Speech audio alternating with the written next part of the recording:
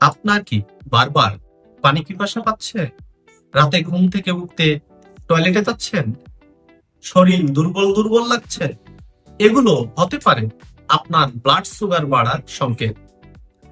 আমি একজন নার্স।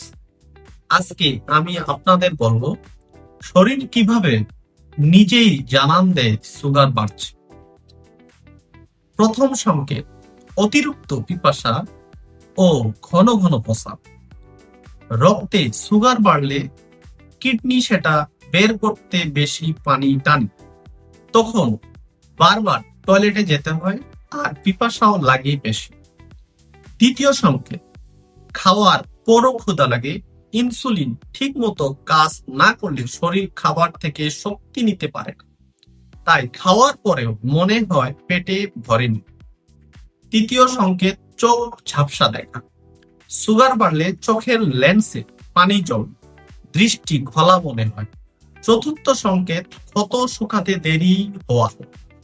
ছোট কাটা বা ঘা যদি সহজে না শুকায়, এটা একটা বড় সংকেত। পঞ্চম সংকেত, অবিরাম ক্লান্তি, মাথা ভার কারণ ছাড়াই ক্লান্ত লাগছে। এটা অবহেলা করবেন না। এই লক্ষণগুলো যদি আপনার পরিবারের কারো মধ্যে থাকে, ঘরে বসে একটা গ্লুকোমিটার দিয়ে সুগার মেপে দেখুন। খালি পেটে 6.1 এর ওপর বা খাওয়ার 2 ঘন্টা পর 7 থেকে 8 এর উপরে অবশ্যই ডাক্তার দেখান। সুগার একটু বেশি মানেই হয় না, কিন্তু জানাটাই আসল বিপদ।